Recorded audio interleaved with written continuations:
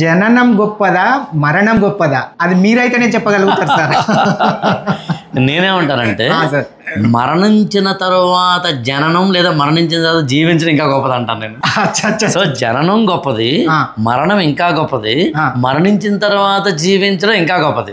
ఎలా పుట్టామో కాదు తెలియాల్సింది, ఎందుకు పుట్టామో తెలియాలి, ఎందుకు చచ్చామో కాదు ఎలా చచ్చామో తెలియాలి. మనం మరణించినప్పుడు ఎవరైనా కనుక 100 మందో 200 మందో 1,00,000 మందో 5 లక్షల మందో 10 లక్షల మందో మిలియన్ల మందో కన్నీటిని చాలా సాంద్రంగా ఇంటెన్సిఫైడ్ టీయర్స్ తోటి కనుక అలా బతకాలరా, ఆయనలా ఉండాలరా, ఆమెలా ఉండాలరా అని కనుక అనుకోగలిగితే, ఆయన మా ఇంట్లో దీపం వెలిగించాడరా అని అనుకోగలిగితే, ఆయన మాట ద్వారాను ఆయన పాట ద్వారాను ఆయన చేతల ద్వారాను నా యొక్క జీవితం మలుపు తిరిగింది, చీకటిలోంచి బయటకు వచ్చింది, ఒక సందేహంలోంచి బయటకు వచ్చాను అనుకోగలిగితే నాకు తెలిసి గొప్ప జీవితం అవుతుంది. అందులో నేనేమంటానంటే జననం ఎలాగూ గొప్పది, అసలు అది లేకపోతే స్టోరీ లేదు కాబట్టి. మరణం ఇంకా గొప్పది, ఎందుకంటే ఎక్కడో చోట స్టోరీ ఎండ్ అవ్వాలి కాబట్టి. కానీ మరణించిన తర్వాత జీవించడం ఇంకా గొప్పది.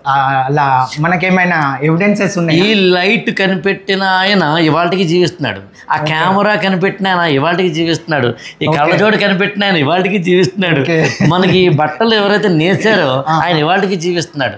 నాకు తెలిసి ఎవరైతే ఈ ప్రపంచంలో కాంట్రిబ్యూట్ చేస్తారో, అది ఐడియాలజికల్ కాంట్రిబ్యూట్ కానీ మెటీరియలిస్టిక్ కాంట్రిబ్యూట్ కానీ చేస్తారో వాళ్ళు ఎప్పుడూ కూడా చనిపోయిన తర్వాత కూడా బతికే ఉంటారు. ఎవరో కనిపెట్టిన వాటిని ఇవాళ మనం వాడుతున్నాం. ఎప్పుడో రాసిన ఠాగూర్ గీతాంజలి లాంటి ఇప్పటికీ చదువుతున్నాం, ఎవరో ఎప్పుడో రాసిన నన్నయ్య మహాభారతాన్ని ఎప్పటికీ చదువుతున్నాం. సో నేనేమంటానంటే వాడు ఎవరు చనిపోలేదు, స్వామి వివేకానంద మరణించలే. ఇలా చెప్పుకుంటూ వెళ్తే ఎవరైతే కాంట్రిబ్యూట్ చేశారో వాళ్ళందరూ జీవించే ఉంటారు.